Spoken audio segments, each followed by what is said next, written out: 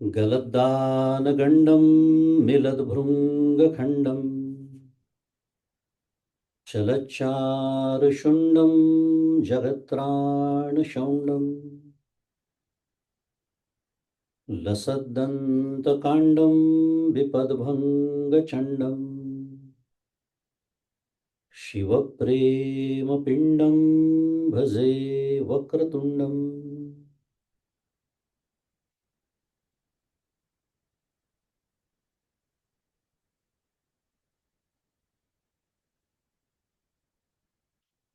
अहं निर्विकल्पो निराकाररूपो विभुर्व्याप्य सर्वत्र सर्वेन्द्रियाणां सदा मे समत्वं न मुक्तिर्न बन्धः चिदानन्दरूपः शिवोऽहं शिवोऽहम् चिदानन्दरूपः शिवोऽहं शिवोऽहम्।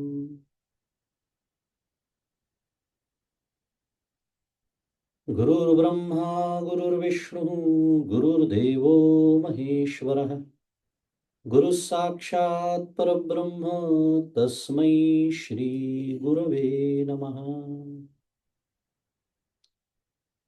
ब्रह्मानन्दं परमसुखदं केवलं ज्ञानमूर्तिं द्वन्द्वातीतं गगनसदृशं तत्त्वमस्यादिलक्ष्यम् एकं नित्यं विमलमचलं सर्वधी साक्षिभूतं भावातीतं त्रिगुणरहितं सद्गुरुं तन्नमामि। श्री सद्गुरुनाथ महाराज की जय।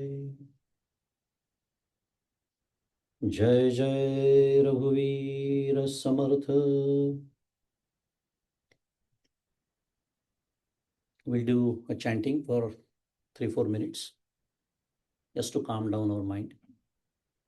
You can chant with me. Shri Ram Jai Ram Jai Jai Ram. Shri Ram Jai Ram Jai Jai Ram. Shri Ram Jai Ram Jai Jai Ram. Shri Ram Jai Ram Jai Jai Ram. Shri Ram Jai Ram Jai Jai Ram. Shri Ram Jai Ram Jai Jai Ram. Shri Ram Jai Ram Jai Jai Ram. Shri Ram Jai Ram Jai Jai Ram. Shri Ram Jai Ram Jai Jai Ram. Shri Ram Jai Ram Jai Jai Ram. Shri Ram Jai Ram Jai Jai Ram. Shri Ram Jai Ram Jai Jai Ram. Shri Ram Jai Ram Jai Jai Ram. Shri Ram Jai Ram Jai Jai Ram. Shri Ram Jai Ram Jai Jai Ram. Shri Ram Jai Ram Jai Jai Ram. Shri Ram Jai Ram Jai Jai Ram.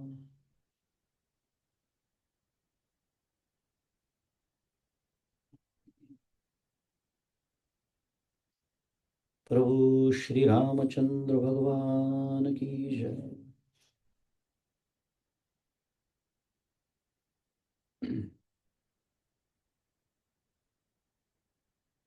I bow at the lotus feet of Gopal, भगवान Shri Gopal Krishna, also my Sadguru, Param Pujya Dr. Shri Krishna Dattatreya Deshmukh, who we fondly call as Dr. Kaka, Param Pujya Mandate Gandhe. I bow at their feet and welcome you all. I'll borrow Samarth Ramdas Swami's word to do that. तुम्ही श्रोते जगदीश मूर्ती, तेथे माझी व्युत्पत्ती किती, बुद्धिहीन अल्पमती, सलगी करीतो श्रीराम. तुम्हा सर्वांना सप्रेम अभिवादन.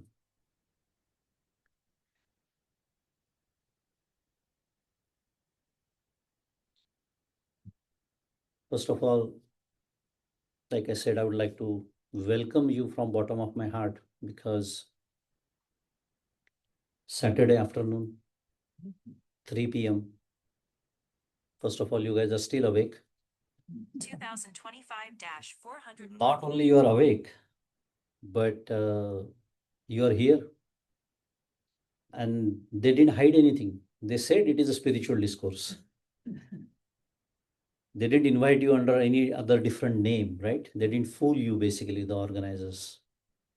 And you brave hearts, because everything we do nowadays, there is opportunity cost, right? So jokes apart, but I really congratulate all of you, because you probably must have realized somewhere the importance of probably what is being discussed today. So today's topic given is Bhagavad Gita, chapter 9, verse 26, 27, 28, I think. Okay. It's a vast topic, of course. Bhagavad Gita, as all of us know, especially I have young generation sitting right in the first line, so I have to also take cognizance of that fact while I'm speaking. So Bhagavad Gita, like I was saying, is a book for life. My young friends, keep that in mind. And unfortunately, for some reason, right or wrong, I don't want to get into that, but it is a common assumption, understanding that that's something we should be reading at the end of our life, especially when you're retired. There's nothing else to do in life. Obviously, you'll pick up Bhagavad Gita, maybe Dasbodh, maybe Naneshwari. No, that's the right age to do that.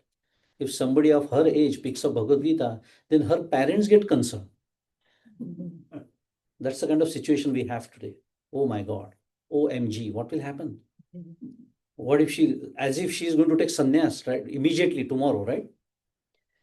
But that's the misconception we have. In fact, this is the generation we should be teaching Bhagavad Gita to, because they are going to start their life, their entire life is ahead of them. And it is a book for humanity. Yes, it belongs to India, it belongs to Bharatiya people. We are proud of that. But guess what? It is not confined to only Indians. Are you a human being? It is for you. Absolutely. Because it is a philosophy of life. I rather call it is a blueprint of life. And all of us, if you are a human being, you are confined by those rules of the Lord. Whether you accept it or you don't accept it, it's not dependent on that. If you accept it, you understand it, you play by the rules of this game, then your life, you can lead a very peaceful life, very happy life. So that's why it's for young generation, frankly.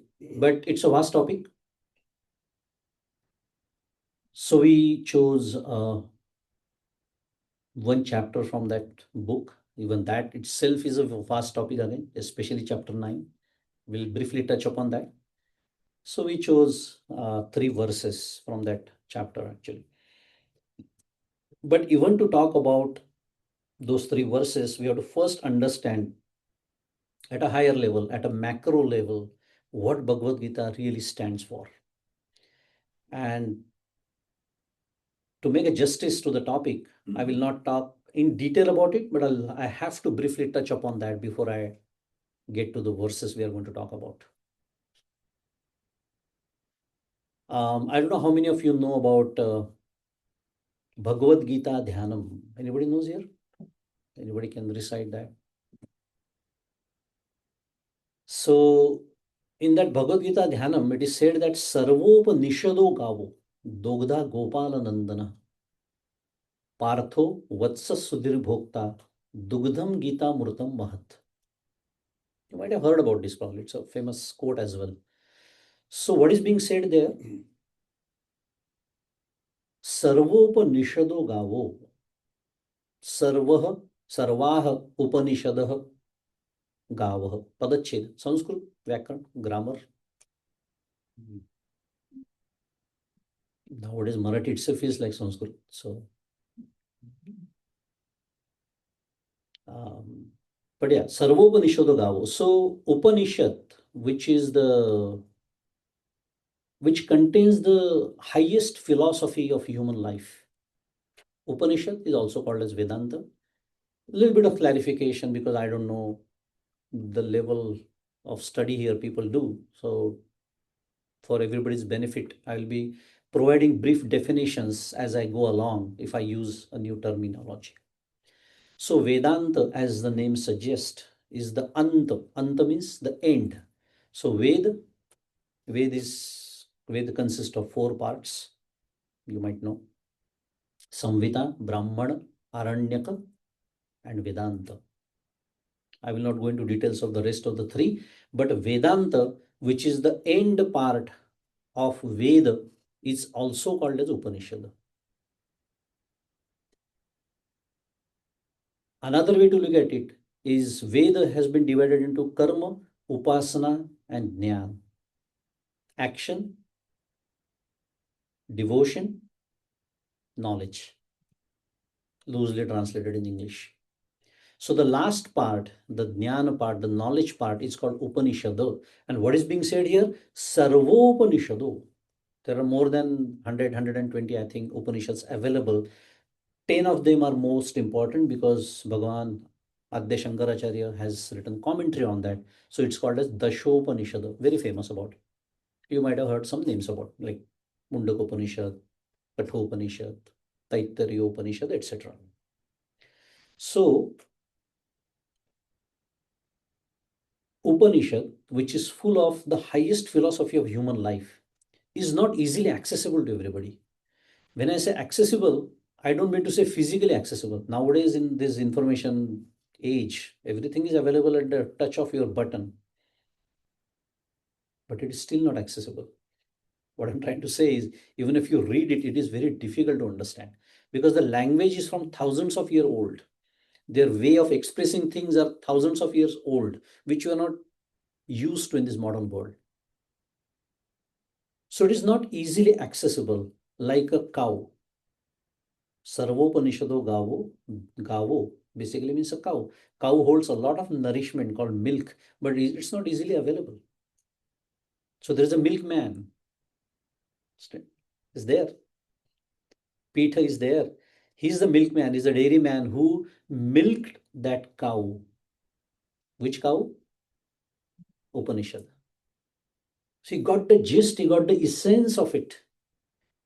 He made it accessible to a common person. He made it actionable. I'll use today's terminology because if you heard about what is called Prasthanatraya, have you heard about Prasthanatraya? So again, Dashopanishad, Brahma Sutra, and Bhagavad Gita together it's called as Prasthanatraya. That is the, what you can say, India's philosophical work kept in front of the world. So Upanishad, for example, talk about the what aspect of our philosophy. Brahma Sutra talks about the why aspect of philosophy, and Bhagavad Gita talks about how aspect of our philosophy, how to execute on that, how to operationalize it, how to make it part of our daily life, and how to improve our life. So it's literally a guide. That's what I'm saying. So Bhagavan Gopal Krishna has gotten that essence, that nourishment readily available to all of us. Sarvopanishado Gavo Dogda Gopala Nandana. He's a milkman. He milked that cow called Upanishad and made that nourishment available to all of us. But to do that, Partho Vatsah Sudhir Bhokta. You guys might know that cow releases her milk the most when her calf is around. When the calf is there to drink the milk, then only the cow releases the milk. So who is the calf here? It's the Arjuna. Arjuna se nimitte, Dhaneshwari. So he's a nimitta karan, sentient reason. But it is for whom? Sudhir bhokta, sudhihi, sudhihi. Dhihi manje buddhi, intellect. And su means shuddha. Yachi buddhi shuddha ahe. Pure intellect. Someone with pure intellect is the real enjoyer, the beneficiary of this Sudhir bhokta. Dugdham Gita Amrutam Mahat. That nectar called Bhagavad Gita can be enjoyed by someone only with the pure intellect, is what is being said here. So this is Bhagavad Gita in short. Like I said, I don't have too much time to dwell on this topic. But in brief, in short, this is Bhagavad Gita. So if you study Bhagavad Gita, if you can execute on that, if you can internalize those principles, you are actually practicing Upanishads. And then when it comes to chapter 9,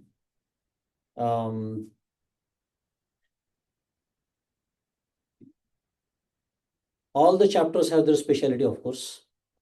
It is actually said that Bhagavad Gita was practically over in chapter 2, if you ever heard about. Because Bhagavan, Gopal, Krishna had said everything he had to say in chapter 2 itself. But thanks to Arjuna, Jayase Chet Karmanasi Mata Buddhir Janardana started in the 3rd chapter saying, no, I'm confused. You're confusing me. He accused. But good that he did, because Lord kept talking for next 18 chapters. So we got to know what he's trying to say, because rest of the 16 chapters is nothing but the explanation, detailing what he has to say in chapter 2 itself, Sankhya Yoga. So my point, in all the chapters, obviously there is some important message, but especially chapter 9. And this is not what I am saying. Who am I? I'm such a common person, but Jnaneshwar Maharaj, the biggest and the world famous commentary on on Bhagavad Gita, which is in Marathi called Jnaneshwari or Bhavartha Deepika. Jnaneshwar Maharaj himself is saying chapter 9 is the epitome of Bhagavad Gita. It is the epitome. And he just can't stop talking about it. Even at the beginning of chapter 10 in Jnaneshwari, he spends time talking about chapter 9 only.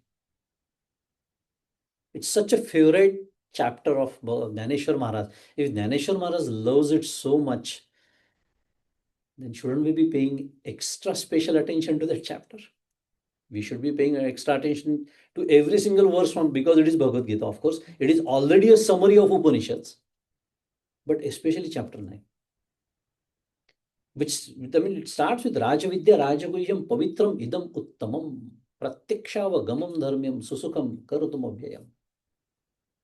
This one verse I can literally stop for 1 week, not because I know so much, because there is so much in it. Every single word has to be understood. Because, for example, I'll just give you one example and I will go to the main topic. Rajavidya, king of all sciences, Rajaguhya, Pavitram. I wanted to draw your attention to that word Pavitram, right? Just to make my point. If I ask you, do you guys know the meaning of Pavitram? Pretty much everybody will raise a hand here, I'm sure. Because we have heard that. We even translated into English called like pious, holy, etc. Right? But is that what is being said here? No. You didn't even understand. Damn, literally. Because this is the problem. The vocabulary we have developed is not applicable there. And how do I know? Ask Bhagavan Adya Shankaracharya, the famous commentary he has written on Bhagavad Gita. He is explaining, and not he, it is not again not his thought, because Bhagavan himself has used the Pavitram Shabda in earlier chapters with the same intent. So what is the intent? He's talking about jnana, right? He's talking about Brahma Tattva, the real spiritual realization, Brahma Jnana. And he's calling it Pavitram. That is an adjective use. So what is the intent? Bhagavan Gopal Krishna himself is saying, Adya Shankaracharya is saying, it is Pavitra because the moment you realize your own nature, the moment you experience the divinity within you, the moment I'm talking about, not even the very next moment, no, that very moment, all your sins of this birth, as well as all thousands of births, which we don't even recollect now, thankfully, is burned down completely. That's the power of that jnana. I hate to word use knowledge, though I'm speaking in English. I refuse to translate those words because it doesn't do the justice.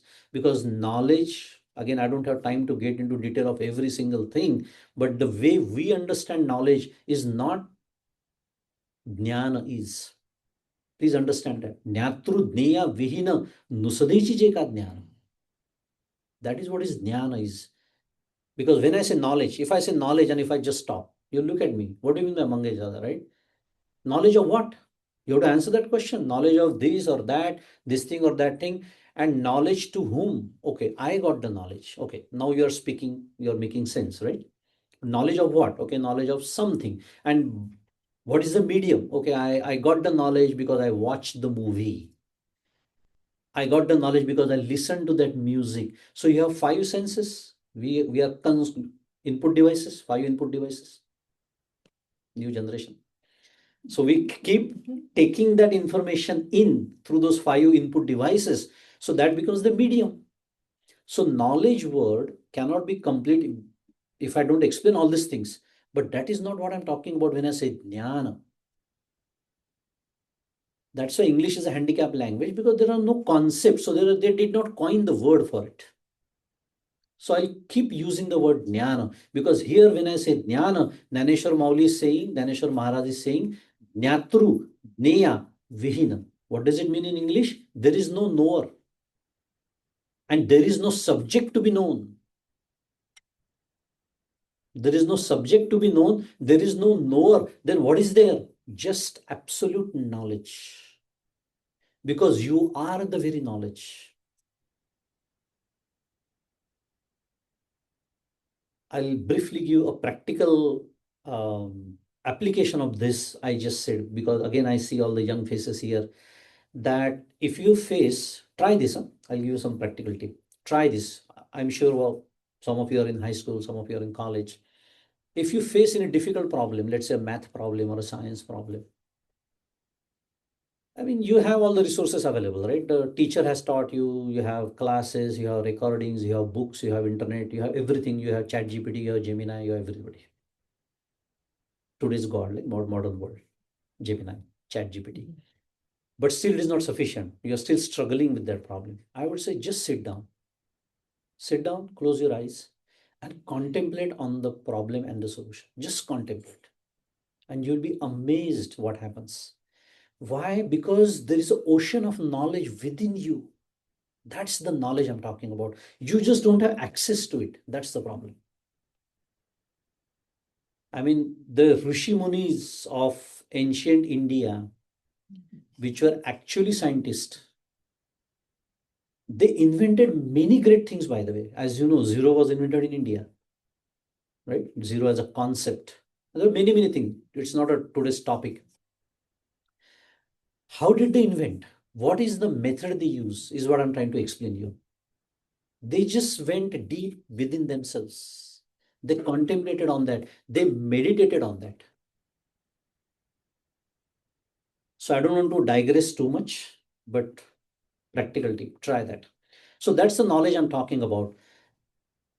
Come back to the topic. I was talking about chapter 9. That's the meaning of the word uttamam. Uttamam, sorry, pavitram. It doesn't mean holy. It definitely means holy and pious and all these things. But why is it pious and holy? That's the power of that knowledge. Again, unfortunately, I have to keep using word knowledge, but jnana. The moment you realize, and the beauty is, everybody's nature is that. Like I'm saying, everybody, yes, even those who are not humans, by the way. There is a dog, there is a cow, there is a lion, there is a tiger. But that life form is not designed and built to know this.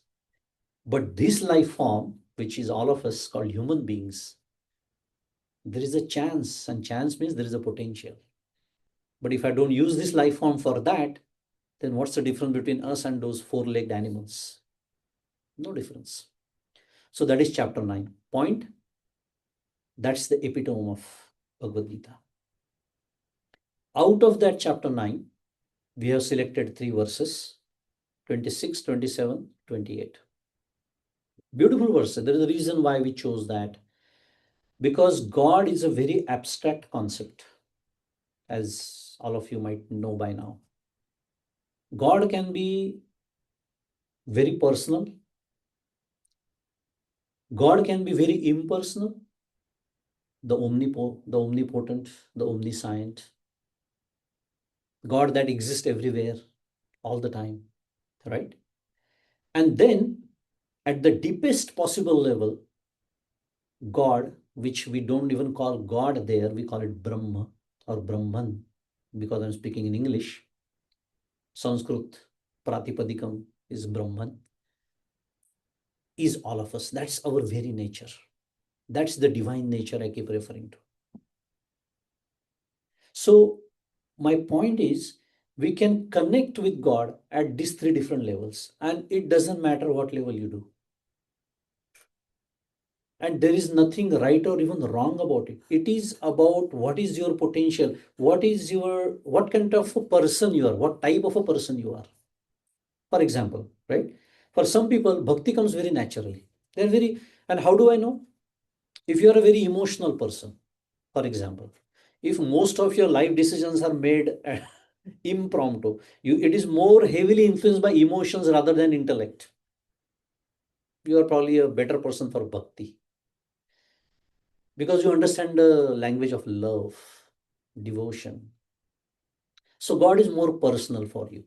So what we see here, Bhagavan Gopal Krishna, the image, that's a more personal God. But then there can be an impersonal God too. We'll talk about it. And then there is a Brahman, which is the very nature of me. So Saha Aham Soham. That's when you experience it. That's called Aparoksha Jnana. So the very first verse, number 26, is Patram Pushpam Phalam Toyam Yome Bhaktya Prayachati Tadaham Bhaktu Paravritam Mashnami Prayatatmanaha. So what Lord Bhagavan Gopal Krishna is saying there is Patram Pushpam Phalam Toyam. Again, those who don't understand Sanskrit, Marathi, loose translation is, so Bhagavan Gopal Krishna is saying, whatever you offer me, even if it is patram, a leaf literally, of any tree, by the way.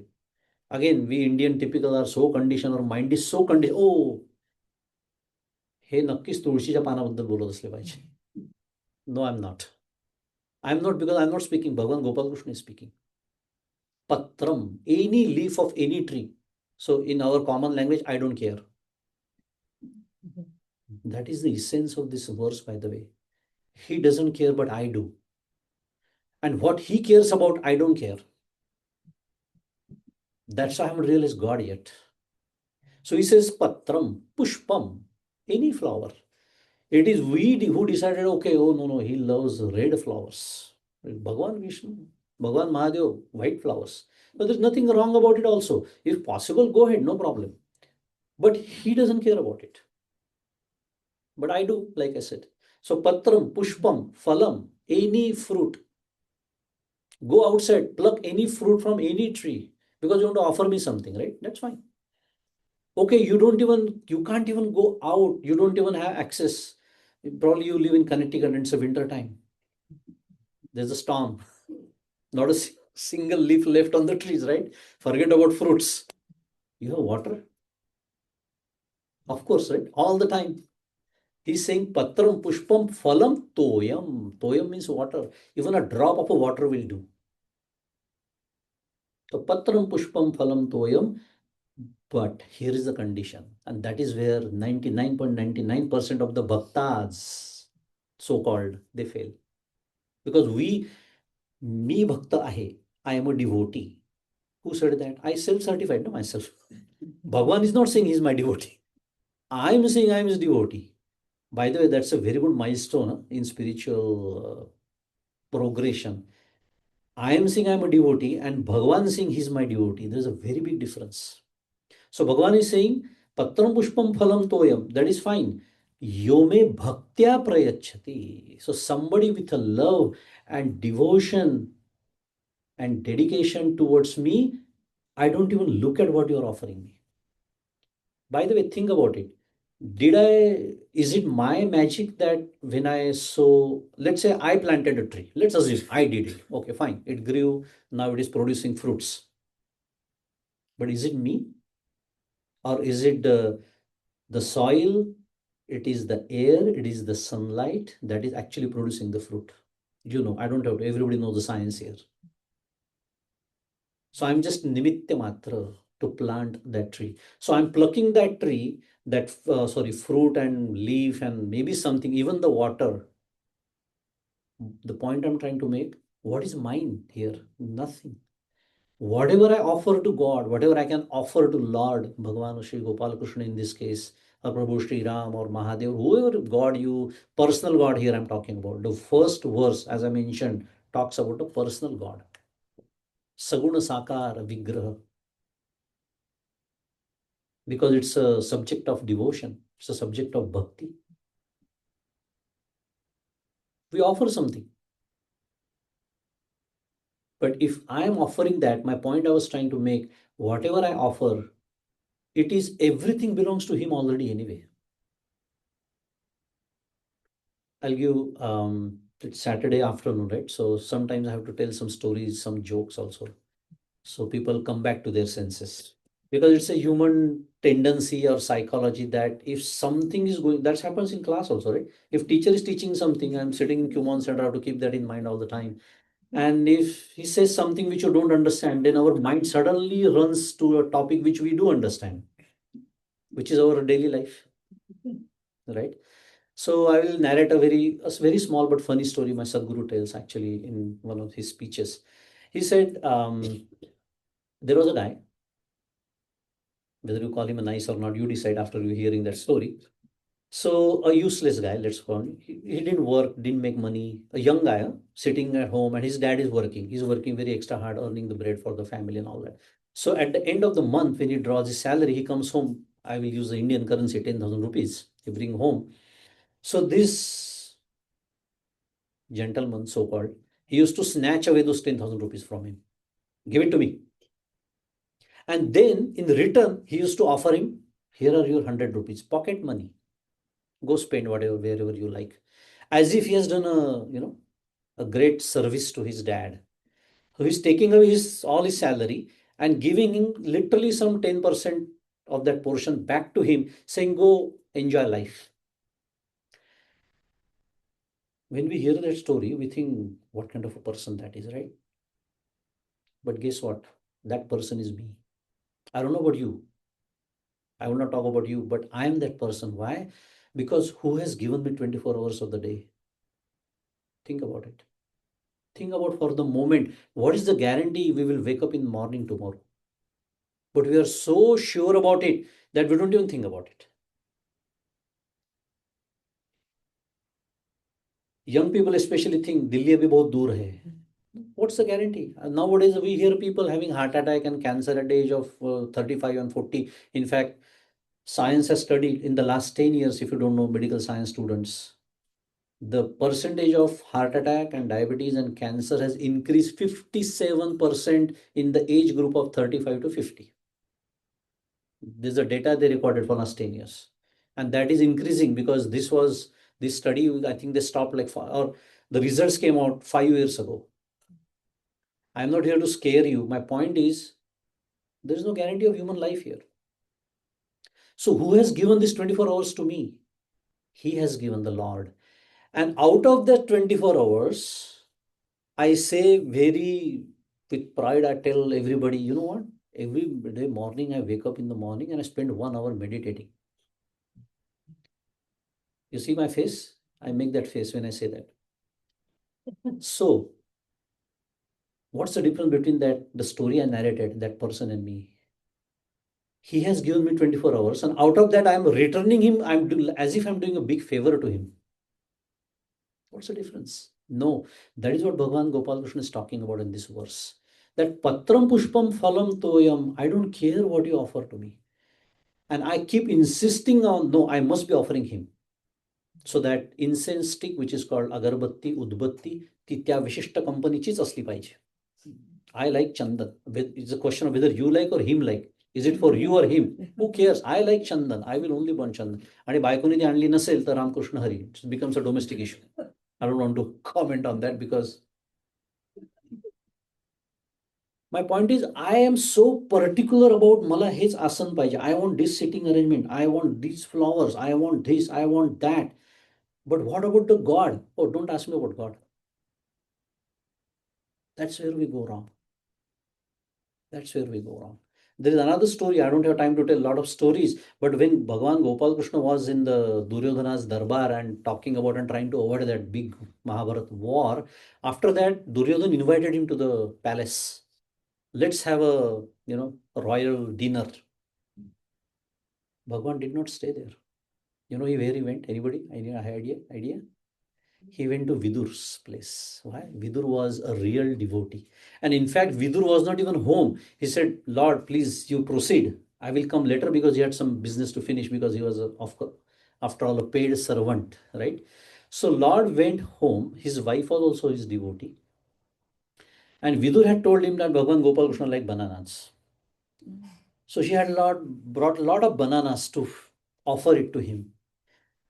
And then after an hour or two, Vidur came home and he saw a very interesting picture there. His wife was offering bananas to Lord Bhagavan Gopal Krishna. But you know what she was doing? She was throwing away the bananas and feeding him the cover. And he was enjoying it. What does the story tell me? Again, I'm saying to make my point, he doesn't care what you offer. She was so lost in his love and devotion, and she was so extremely ecstatic that Bhagavan Gopal Krishna himself has now today arrived in my home, that she just lost all her senses and she just didn't know what she's doing. She just knew he loves bananas. I'm feeding him bananas. I'm offering him what he loves. And in the process, he was throwing away the banana and offering him that cover of the banana. And he was enjoying it. He was relishing it. This is the definition of real bhakti. And this is what he cares about, is what he's saying in this verse. Yome bhaktya prayachati. Tadaham, tat aham. Bhaktu pravruta. Something that has been offered to me with full love and devotion. I accept it. And that is what I really want. Naneshwar Maharaj, while commenting on this verse, says, Pai bhakti eki mi jane. For Marathi people, you probably understand. Even this is also difficult to understand. So Naneshwari Marathi. So, Pai bhakti eki mi jane, tethe sane thor न म्हणे. आम्ही तो भावाचे पाहुणे भलते या. Naneshwar Maharaj is speaking. म्हणजेच भगवान Lord Gopal Krishna is speaking. What is he saying? पै भक्ती एकी मी जाणे. I just look at your love and dedication and surrender. Very important word. I will talk about it. Otherwise, this verse won't be complete. Is what I really care about. Because see, offering him anything for that matter. Why Lord mention about, think about it. Why he mention about leaf and fruit and water? Because these are the least important things in anybody's life. Even a beggar on the street can offer these things, by the way, to Lord. That's why he mentioned this. So think about it. If he doesn't care about this, will he care about anything else? I built a golden temple for him. It is for me, not for him. But if I do, I mean, this is not to say that we shouldn't be offering him valuable things, but understand this is a channel. It is a tangible thing. It is to express my emotions, my love towards him. Because see, if you love somebody, let's say you forget about Lord, if you love somebody even in this life, you feel like doing something for the person you love, isn't it? You buy them something, you offer them something, you gift them something. Sometimes you simply give them a call, you talk to them. You love your mom, your dad, you call them. You don't offer them as such anything, but talking to them, spending time with them on phone, what is it? It is a way to express your love for them. That is what Lord is saying. But my problem is I consider myself a bhakta, a devotee, but I do everything, I do all the rituals, I follow literally to the word, but it is lack of love, lack of bhakti. But Bhagavan is saying, पै भक्ती एकी मी जाणे, मला फक्त भक्तीची भाषा समजते. I only understand the language of love. Whatever else you do is none of my business. That is for you to express your love. That's fine. Go ahead. You can offer me gold or silver or diamond. That is for you to decide. I don't need anything of that. आम्ही तो भावाचे पाहुणे, म्हणून भाव तसा देव. आणि आपण तिथेच चुकतो. That is exactly where we make a mistake. We go wrong with that. We try to do everything as per the guideline, but we don't have love. We don't feel love for it. And that's why I said surrender. The other aspect, the other side of the coin is surrender. And surrender means sharanagati. And it is a very profound word, by the way. Very profound word. It is very deep. I can talk about it for 1 hour. It is such a big topic, but I will just probably quote one verse from Dasbodh. What Samartha Ramdas Swami says there, देवाचे जे मनोगत तेची माझे उचित, इच्छेसाठी भगवंत अंतरू नये श्रीराम. काय म्हणाले? What did he say? देवाचे जे मनोगत, मनोगत means God's will is supreme in my life. Do I have guts to say that? No. Every day, the very first thing I do, I get up in the morning, I complain. And Gondolikar Maharaj has said, one who complains is not a bhakta. Now, I stop at that. You evaluate yourself. It's a class, no? Kumon Center. Exam is going on unknowingly. So evaluate yourself. If I am complaining, Gondolikar Maharaj is not ready to call me a bhakta. That basically means Rama, Prabhu Sri Ram or Gopal Krishna is not ready to call me bhakta. No, what's the point in certifying myself that I am a devotee? कारण complaint, तक्रार तोच करतो त्याला जीवनात घडणाऱ्या गोष्टी मान्य नसतात. साधी गोष्ट आहे. It's a very simple thing. Things that are happening in my life, I don't accept it as is, so I keep complaining all the time, 24/7. Why did I say that? That basically means the word surrender or sharanagati has no meaning in my life. Because things will not always be in your favor. Raise your hand if there is any person here who says, I'm sorry, but everything happens in my life which is favorable to me. Not a single person on this planet. Forget about it. Because that is not the nature of life. And things being favorable or unfavorable is a label I have attached to it. If something happens in my favor, I love it. Something happens against my wish, I hate it. But that's my reaction to it. But think about it for a moment. Why things are happening in a certain way in my life? See, nobody wishes that, oh, it's okay to have unfavorable things in my life. Everybody says good things should happen to me, to my kids, to my wife, to my husband, to my family, to my society, to my country, etc. Wishing that, there is nothing problem. There is no problem in wishing that, but it doesn't happen like that, especially in my personal life. So what is the blueprint of life then? That's what Bhagavad Gita explains us, right? It is the very result of my past karma. which is called as destiny. त्याला प्रारब्ध असं म्हणतात. The problem is, I do not recollect what I have done in my past birth, but Bhagavan does. He has said that in chapter 4 or 5, I think. Bahune me vyatitani. Arjuna, I remember all my births, not only the past birth, I also know my future births. That's why he's the Lord. He's omnipotent, he's omniscient. सर्वज्ञ आहे तो, सर्ववित आहे, नुसतं सर्वज्ञ नाही आहे. So point, whatever is happening in my life is the very result of my past deeds, which I do not know, but he does. And when I sincerely accept it, त्याला म्हणतात शरणागती. Then the word surrender means something to me.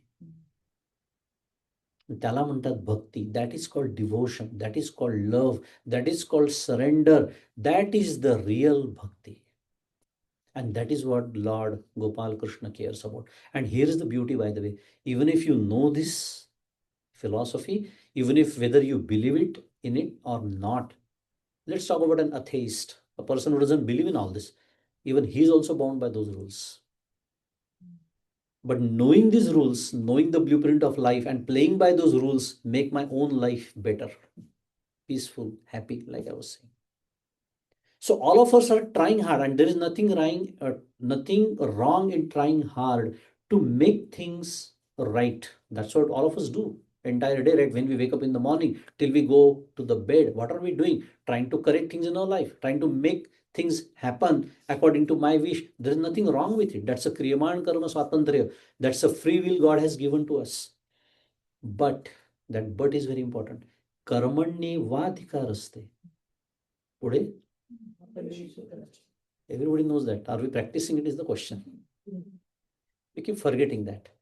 And ma phaleshu kadachana. Why? Because the result is governed by my past deeds. What I am doing today is I am sowing the seed of my future, by the way. This we forget. So this is what Lord is saying in this verse. And this is a personal God for me. It could be Bhagavan Shri Ram, it could be Gopala Krishna, it could be Bhagavan Mahadev, it doesn't matter. Whoever, Dattatreya, whoever the personal God I am worshipping. That's the real definition of a worship. That's the real definition of a devotion or bhakti. This is bhakti. Not something which I called bhakti. Oh, I am a Sai Baba Bhakta or I am Gajanan Maharaj Bhakta. Well, संत तयार आहेत का तुला भक्त म्हणायला? देव तयार आहे का भक्त तुला म्हणायला? Is the question. You can't certify yourself. So prayatatmanaha. So in the next verse, the 27, Lord is saying, this is even more profound and rather than profound, I would say the scope, Bhagavan has widened the scope even further. Yat karoshi, yadashnasi, yajjuhoshi, dadasi yat tapasyasi kaunteya, tat kurushva madarpanam. So initially what Lord is saying? Patram pushpam phalam toyam yome bhaktya prayachati. We got the meaning. We understood the essence of it. As usual, I have time constraint. I don't know how much time has passed, but within the given, whatever the constraint of time we have, we try to understand the essence of that verse. But now Lord is saying what? Guess what? Initially we understood those who are doing the worship, we go to the temple or we go to our Deoghar in our house, right? And we are doing the bhakti, the puja, whatever we call, in the name of bhakti, whatever we do. But now the scope has been widened. Now there is no personal God. We are talking about the God that exists everywhere, the omnipotent. What is he saying? Yat karoshi. Yat karoshi means whatever you do. Now it is not even the offering, especially the offering to the Lord. No. Now whatever I do meaning what? What am I doing right now? I'm speaking. Right? I'm speaking, you are listening. That is also an action. That also has to be offered to the God. Why? Because he's saying so. Yat karoshi. Whatever you do. Yad ashnasi. Ashnasi basically means whatever you eat. Yat karoshi, yadashanasi, yad juvoshi. Juvoshi basically means offering in the, we do yajna. You understand yajna? यज्ञामध्ये आपण जी आहुती टाकतो, that offering in that sacred fire is called as juvoshi. tat kurushva madarpanam. यत तपस्यसी कौंतेय, ददासी पण म्हटलेलं आहे. Whatever you are offering, when we do philanthropy, let's use modern terminology, philanthropy. You donate something to some organization, but guess what? When I donate something, I, even before donation, I ensure my name will be displayed somewhere. Yeah. Otherwise, I don't donate, by the way. And I usually donate in the month of March. I think everybody got my message. Why? त्याच्यातही आपला स्वार्थ असतो. 15th of April, you know the deadline, right? If those who have forgotten, keep in mind, it's coming up. Tax. So for tax benefit, I donate. So even there, even in that small thing which I'm doing, do I really care about the organization I'm giving to? I'm not saying there is wrong in getting tax benefits. That's okay. That might be the part of the process. But that shouldn't be supreme on my mind. That should not be the reason I'm donating. I should really care for the cause. I shouldn't be caring about my name, whether they display my name somewhere, whether they thank me, whether they send me some gift, whether they keep talking rest of their life, oh, he's a big donor. They might do that. That is their prerogative. Whether they do it or not should not be my topic of thought. This is what is being said. So Lord is saying, Yat karoshi, yadashnasi, yat juhoshi, dadasi yat. Yat tapasyasi kaunteya. Whatever tapasharya you do, whatever spiritual practice you do, in short, whatever you do. I mean, these are just few examples Lord has given. That's why initially he said, Yat karoshi, finished. Because that basically concludes everything. Yat tapasyasi kaunteya, tat kurushva mad arpanam. Offer it to me. And it is a beautiful spiritual practice, I'm telling you. Why I chose these verses is by design. Because all of us in this 21st century are very busy people, right? We always convince ourselves, oh, you don't know how busy I am. Science has proved it, by the way. Being busy is different and thinking I'm busy is different. Think about it. That's also a very, very, very beautiful topic to contemplate on. But anyway, our life is busy. So how much time you can really spend meditating or chanting the name? There is always a limit, half an hour, 1 hour, 2 hours at the most. But the very sadhan here Lord is offering to me is available to me 24/7. It's a beautiful verse, I'm telling you. Beautiful. I can talk hours and hours about it. Because yat karoshi, that's why I gave an example. I'm speaking right now. If after my speech is over, if one of you stand up and saying, what a useless talk. Why do you speak if you don't know how to talk? And if I am disturbed, then I haven't offered my talk to at his feet.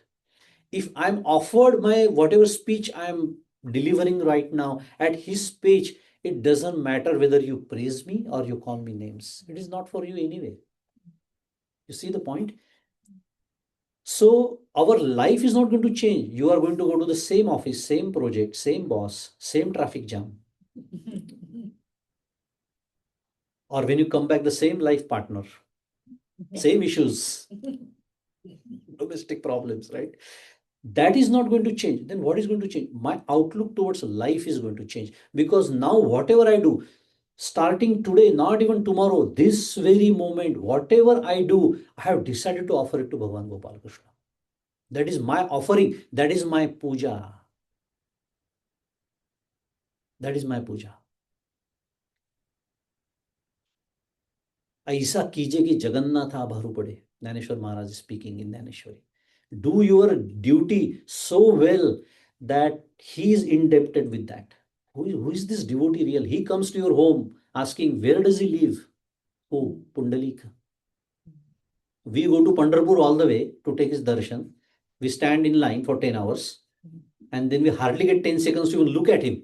and then the police pushes you or somebody pushes you, move, move, move, move. There is no time. There are like thousands of people, lakhs of people waiting. And here, Lord himself comes to his house saying, do you have time? Who is asking? Vithala is asking Pundalika, do you have time? And he throws that brick. He says, I don't have time right now. If you have time, stand up here. That is Lord. We know all these stories, by the way. For those Indian people, Marathi people here, I know I'm not telling you anything new here. You know all these stories, but we did not understand the meaning of that. And Lord did not mind, by the way. That's the beauty of this story. There are a lot of beautiful aspects of this story. If I were there, I was like, what kind of a person is this? What an insult. You should have offered me sit down on the couch, watch some cricket match, enjoy this Pepsi, Coke, something like that. Have this, read this newspaper. Nothing. He threw away that brick. If you have time, stand on that. 28 युगे उभा. Because Pundalik is offering him what he cares. The love, the devotion. पुंडलिकाने त्याच्या आईवडिलांची सेवा इतकी उत्कृष्ट केली. मातृपितृभ्याम नमः. ऐसा कीजे की जगन्नाथ आभारू पडे. That he had to come all the way to meet him. And I don't do that, but I do everything else, which she doesn't care about. So he's saying, offer everything you do to me. That's a real puja. That is the puja he cares about. And what a beautiful way to worship. Imagine. Doesn't matter even if you don't go to the temple. Yes, absolutely. He's not asking. Did he say in any of the verse, come to my temple? Did he say that? He didn't say that. Take my darshan. Did he say that? He didn't say that. That's the problem with us. We are doing all the things which he didn't ask for. And we don't care what he asked for. He's saying, Yat karoshi yadashnashi yajjuhoshi dadasiyat.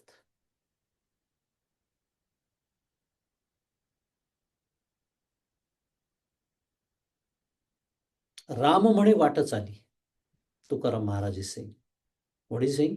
Ram म्हणे वाट चाली, यज्ञ Paulo पावली. ऐसा देव तीर्थांचे माहेर वगैरे म्हटलंय. पुढे म्हणतात तुकाराम महाराज की राम म्हणे ग्रासो ग्रासी, तोची जेविला उपवासी. राम म्हणे करिता धंदा, सुख समाधी त्या सदा. ऐसा राम जपे नित्य, तुका म्हणे तो जीवनमुक्त. I will translate into English, those who don't understand Marathi. This is Abhanga by Sant Tukaram from Maharashtra. What he's saying, Ram म्हणे वाट चाली. You are walking. Walking means not your morning walk I'm talking about. Walking basically means whatever you are doing. Even if you are walking, a simple thing like walking, Ram म्हणे वाट चाली, यज्ञ Paulo पावली. म्हणजे तुकाराम महाराज म्हणतात आहे. म्हणजे he is ready to call it a yajna. But I'm not interested in that. I'm interested in those big yajna. Why? Because there is a glamour around it. Oh, यांनी गणेश याग केला. मग करू नये का असं म्हणणं चाललेलं नाही. जरूर करावा. कारण शास्त्राने सांगितलंय ना. शास्त्राने जर सांगितलं असेल तर केलाच पाहिजे. पण again, if that is without love and devotion and bhakti and surrender, then it has no meaning. But with bhakti and love and surrender, even if I'm taking simple steps, that becomes a yajna. Ram म्हणे वाट चाली, यज्ञ Paulo पावली. आता उद्या चतुर्थी आहे. साबुदाणा खिचडी आजच भिजवायचा. साबुदाणा लक्षात आहे ना. संध्याकाळी घरी गेलं आठवण करून दिले. Reminding you. हा. Why? Because I cannot eat bhaji puri tomorrow. I cannot eat the bread and whatever I do every day. I have to eat something else. Why? Then I feel like celebrating Chaturthi. So what did you do? No, I just chose this versus that. What about Ganpati? Oh, ते गणपती जाणे आणि ते समर्थ जाणे आणि ते संत जाणे. माझा काय संबंध आहे त्याच्याशी? माझा साबुदाणा खिचडी, वडे. आता ते इडली पण होते म्हणतात. रामकृष्ण हरी. तिकडे पाहून म्हटलं म्हणजे काहीतरी उपयोग होईल basically. So the whole point is what Tukaram Maharaj is saying, Ram म्हणे ग्रासो ग्रासी. Or even if you're eating whatever you eat every day, doesn't matter. But if you keep reminding yourself, Bhagavan, if you're chanting his name, even while accepting that food, Ram म्हणे ग्रासोग्रासी तोची जेविला उपवासी. तो उपवास केल्याचं पुण्य आहे तुम्हाला. And I will again touch briefly upon one topic again because I see young faces here. How fortunate we are to be born as Indians, because this has been institutionalized in our culture. Here also, even in Christian religion or some other religions I know, before you start eating, you say a prayer, right? Some people do. वदनी कवळ घेता नाम घ्या श्रीहरीचे. काय सांगणं चाललेलं आहे? वदनी कवळ घेता, समजतंय ना? नाम घ्या श्रीहरीचे. मग काय होतं त्यांनी? सहज हवन होते नाम घेता फुकाचे. पण सगळ्यात महत्वाचं, जीवन करी जीवित्वा अन्न हे पूर्ण ब्रह्म. त्याहून महत्वाचं, उदर भरण नोहे. This is not a simple act of eating. This is not a simple act of eating. हा यज्ञ आहे. उदर भरण नोहे जाणीजे यज्ञ कर्म. सीताकांत स्मरण जय जय Ram. That is exactly what Tukaram Maharaj is saying here. Ram म्हणे ग्रासोग्रासी तोची जेवेला उपवासी. And my point I was trying to make, this is how it has been institutionalized in our culture, and if we don't pass it along to the next generation, we are the culprit. And even if we try to pass it on, and if they ask, why should I do it? Then you should be able to explain, this is why it is. Because I will tell you what, a simple reason. Any animal you see, a dog or a cat or whatever, they also eat. Do they go to Kumon Center to learn how to eat? No, they know how to eat. It's a very natural thing. It's a basic instinct of any animal. So they also know how to eat, or they eat. I also eat. What is the difference? For example, you're eating something. Can I not eat like a burger thing? This fast food concept, before it was born, think about that world before the fast food concept was introduced. Now it is introduced. So we can stand on the street, hold a burger in my hand or hot dog, whatever, and I'm eating. I can eat it. That's also called eating. But that is not yajna karma. The way we serve food in India, which is part of our culture, काय सुंदर ताट असतं आपलं. Whether you are from southern part of India, whether you are from northern part of India, whether you are from Maharashtra, it doesn't matter. In southern India, it's even beautiful. It's like a banana leaf they serve on. But think about all the kind of नवरसांनी युक्त ते अन्न वाढलेलं सगळं, right? मग आपण पाणी फिरवतो, we offer that water, we say some mantra, we recite some mantra, we sit down at one place. There is a certain way we accept that food. म्हणजे what I'm trying to explain you is, eating is a basic instinct. त्याला प्रकृती असं म्हणतात. It is called prakriti because everybody does it. Nothing special about it. Because that is called feeding yourself. That's a good word in English, by the way. Eating is not feeding, by the way, for us. Eating is a way grander concept. That is prakriti. Then there is another word called vikruti. Vikruti is eating something that it is not supposed to be eaten. That is not meant for you. A food that human is not supposed to eat. But when people eat it, that's called vikruti. Or snatching someone else's food and then eating it. Or killing somebody to feed myself is also called vikruti. So here is prakriti, here is vikruti, and then there is something called as sanskruti. Elevating the simple act of eating food to a very higher level is called sanskruti, and we are fortunate that we inherit that, but we have forgotten about it. And we are not passing along that to the next generation and explaining them what a profound thought behind all these things we do. Sadhi, a simple prayer, nothing special, just say this, vadani kavada gheta. That is reminding myself, भगवंताचं स्मरण आहे त्याच्यामध्ये. म्हणून आपल्याकडे पूर्वीच्याकडे पद्धत होती की जेवताना बोलू नये. आठवतं या सगळ्या गोष्टी मोठ्यांनी सांगितलं. वेडे नव्हते ते, फक्त they couldn't explain the reasoning behind it. बोलू नये म्हणजे काय? Recite the name of Lord within your mind so that जेवा चुपचाप, असा त्याचा अर्थ आहे. So that is what Lord is saying in this second verse, that whatever you do, just offer it to me. And it's a beautiful spiritual practice, I'm telling you, because it is available 24/7. And it applies to everybody. That's the beauty. You are a teacher, you are a farmer, you are a scientist, you are a IT person. It doesn't matter who you are. It doesn't even matter what you do. Because whatever we are doing, if I am doing a job, is that goal of my life? No. Then why am I doing a job? Because I need to feed my family. So it is charitarthacha sadhan, right? So that's why I'm doing my job. It's okay. Whatever you do doesn't matter. That's what the Lord is not insisting on do certain things. He's saying whatever you do, yat karoshi, yat ashnasi, yat juhoshi, dadasi, yat tapasyasi konteya, tat kurushva madarpana. Just offer it to me. And that's called real bhakti, devotion, and surrender. And start doing that, and you will see how your life gets transformed. Your life is totally transformed because now you are unaffected by the result of it. Like I said, because I offered it to God.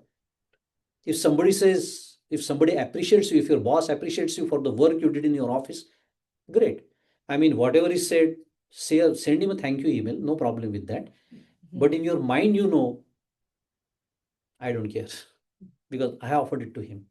He's the one you are compelled to appreciate, by the way, because I offered it to him and he has given you that prerna to appreciate me, by the way. And if he doesn't appreciate also, now it doesn't matter to me. Ram Krishna Hari. That is a real devotee.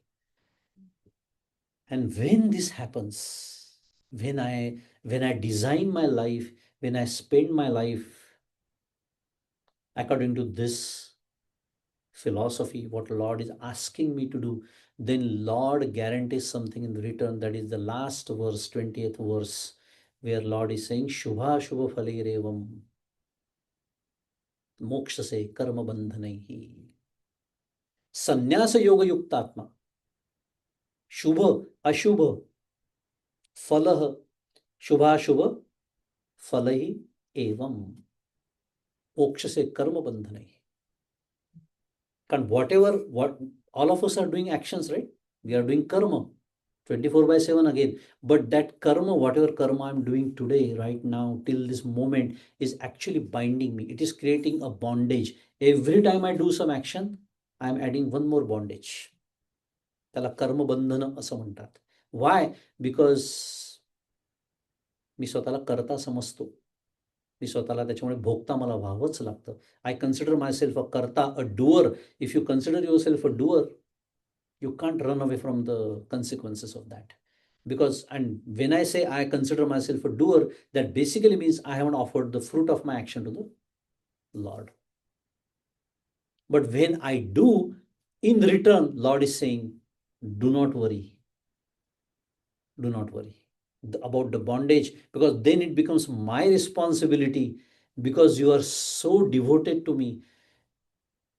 You are so surrendered to me.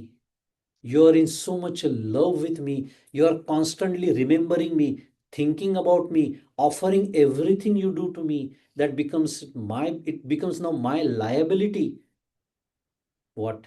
To free you away from Shubha and Ashubha. Anything you have done, good or bad things, whatever the consequences of that, which is called a bondage, karma bandhana, मी तुला त्याच्यातून सोडवतो.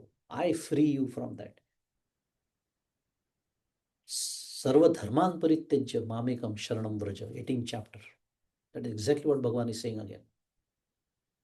But provided I do all these things. So Shubha Shubha Phalayirevam Moksha se Karma Bandhanaihi Sannyasa Yoga Yuktatma. Very beautiful word there. This is the last point I will make. And then I will stop. Because I'm keeping a track, don't worry. If you're thinking this is going like a class again, because we are sitting in a class, no, I'm keeping a track, don't worry. So the last point I will make, Sannyasa Yoga Yuktatma. Bhagavan has used a beautiful word there, because sannyasa basically means renunciation. But there is a word sannyasa in conjunction with Lord is saying yukta, sannyasa yoga yuktatma. So why is it called yoga? Because there is an action involved. There is a karma involved. I'm doing something. That's why it is a yoga also. But I'm renouncing the fruit of that action. That's why it is called sannyasa. So somebody who is doing this, who is full of this spiritual practice, is called sannyasa yoga yuktatma. He's yukta with that. He's full of that. That's the meaning of that word called sannyasa yoga. Yoga, because there is an action involved, because I'm actually doing some action, and then I'm offering the fruit. So I'm renunciating, I'm leaving that fruit or offering the fruit of my action to him. And by the way, offering the fruit is also what? What does it mean? How do I actually do it? What is a practical tip, if one may ask? Very simple. Let's say you go to the office, right? Morning, you go to the office, 8:30, 9 a.m., whatever your time is, and you sit in the chair. Before you log in, you start working on your laptop. Just remember him. Because I jokingly always say, because I myself come from the IT industry, and most of our work we do nowadays, we are actually paid to apply intellect, our mind, to what we are doing. For example, see, there are certain things we do. For example, let's say I'm driving. Now, if you are driving for last 25, 30 years, you don't have to consciously drive, by the way. And I can prove it. How? If you are consciously driving, then you must not be thinking about anything else. But nowadays, people even check text messages and they send text messages. That's why there is a sign display. Don't do that. It's dangerous. But people still manage to do that. Why? Because driving has become a second nature. If not, at least I'm talking on to somebody, right? Especially another friend, and cursing my mother-in-law. That's a typical topic, right, of discussion, or my sister or brother or parents, whatever. Jokingly, I'm talking about. But the whole point is, I am doing so many things while I'm driving. But if there is a red signal, if somebody breaks in front of me, immediately I react to the situation. So these are certain deeds. Or if I'm watering in the, let's say I'm watering in the garden, I'm watering some plants. There's nothing special. I'm not using my intellect or I'm not using my mind. I'm just in a mindless activity. पोळ्या लाटता आहात तुम्ही. There are a lot of useless things I'm thinking about. Right? So my point is, that's not what happens when you go to the office, is what I was trying to say. Or you're teaching here, right? Here, for example, you're teaching a class. So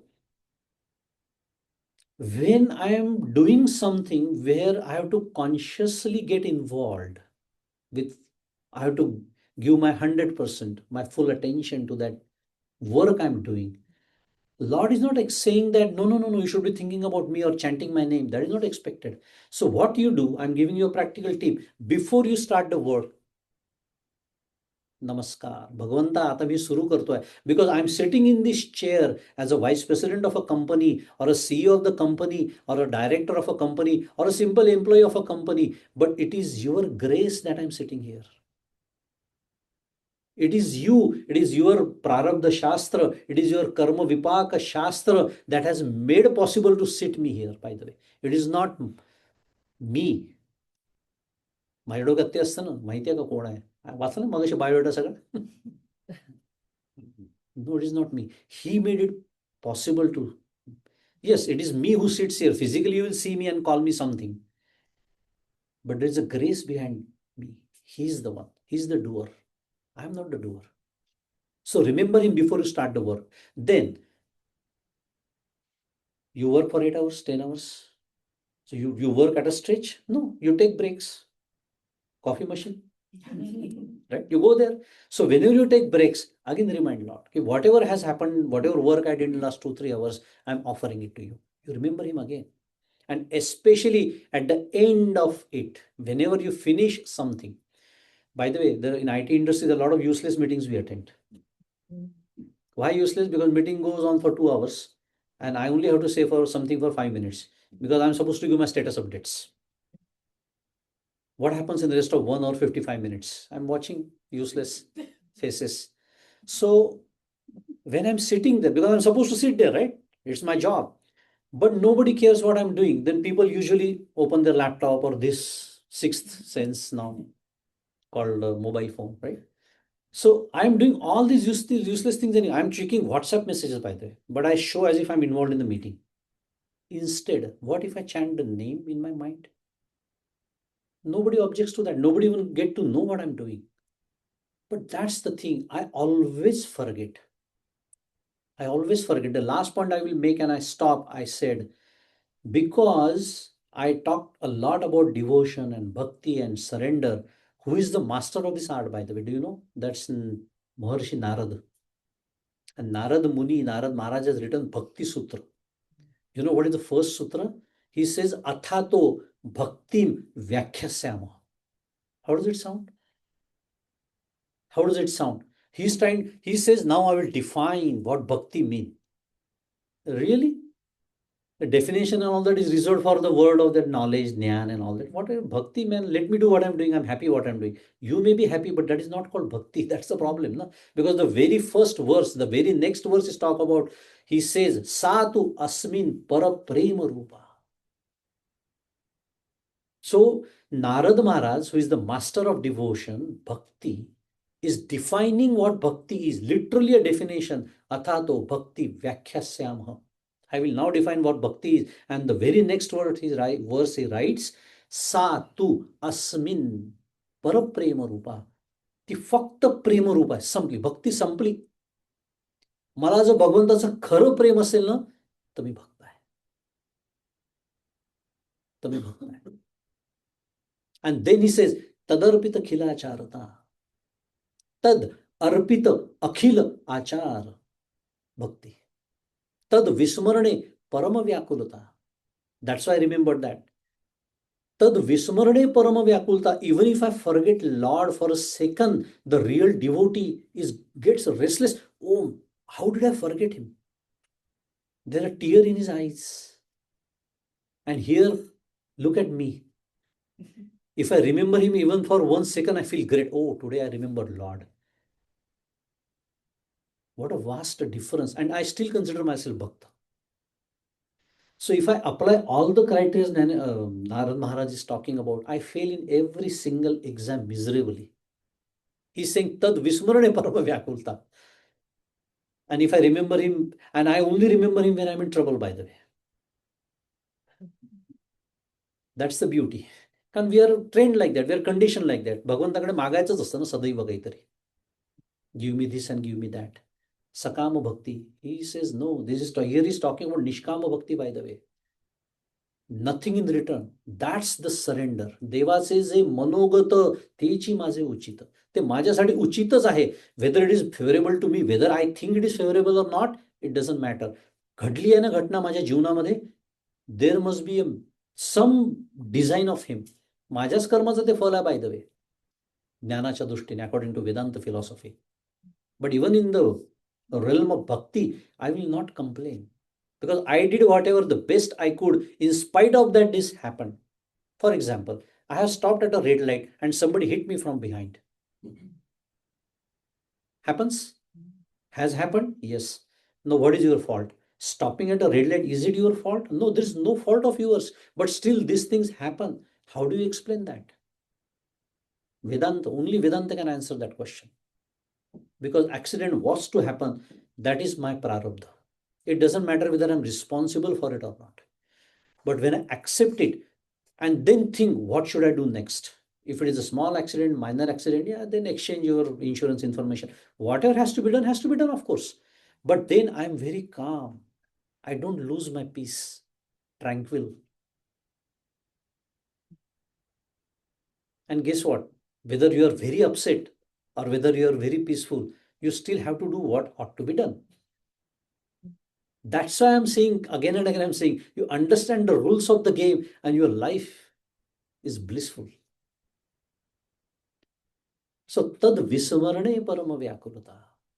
So this is a way I gave you a practical tip how to keep him all the time in a remembrance. भगवंताचं स्मरण कसं ठेवावं हे अशा पद्धतीने ठेवावं. Like one of my friend, for example, in his office, he works at a 4th floor. And he has to take the elevator many times in a day for whatever reason. He goes, the canteen is on the 1st floor, whatever. So he has decided every time he enters the elevator, he chants the name. What a beautiful idea. Some people, their password is Bhagavanta's name, because every time I log, how many times you log into the account, your screen gets locked. Every time you log in, Bhagavanta's name. A way to remind him yourself. So these are some practical tips of this modern world I'm sharing with you that will help you to operationalize this philosophy I just shared with you. पण भगवंताचं अखंड स्मरण असावं, अखंड स्मरण, कधीही त्याला विसरू नये. And that is a way, that's when only it is possible to offer everything I do at his lotus feet. Because to offer him, you have to at least first remember him. Otherwise, how will you offer, right? And that's the real essence and crux of bhakti. And in the last verse, like I said, first we talked about the personal God, then we talked about the impersonal God or universal. And then what happens? Shubha phalai revam mokshase karma bandhanaihi. When we are free from that bondage, then what happens? Well, then what happens is called communion. You become one, the union, the yoga, the very definition of yoga, you become one with God. Because you are very God, by the way. The divinity within you is who you are. We are not this body, we are not the mind, we are not the intellect. These are all external covers. All of us, our true nature is that divinity. Saha aham soham. Because, now very last point, we started with Bhagavad Gita, Sarvopanishado Gavo, Dogda Gopalanandana, I said, right? It is the essence of all the Upanishad. And the essence of all the Upanishad is captured in one sentence called Mahavakya. Tat Tvam Asi. And the first 6 chapters of Bhagavad Gita talk about Tat Pada. The second 6 talks about Tvam Pada, and the last 6 talks about the Asi Pada. And the chapter we chose today, chapter 9, talks in the, it falls in that Tvam category. And Tvam basically means God, Lord, divine power. And that can be personal, that can be impersonal, or that can be the Brahman, the very nature of us. That is the Asipada. With that said, I will really stop now. And whatever small, trivial seva that might have happened through me, I offer it again at the lotus feet of Gopala Krishna and my Sadguru, Parampuja Dr. Kaka. And I will stop my speech here. Shri Gopala Krishna Bhagavan ki jai. Shri Sadgurunath Maharaj ki jai. Jai Jai Raghuveer Samartha.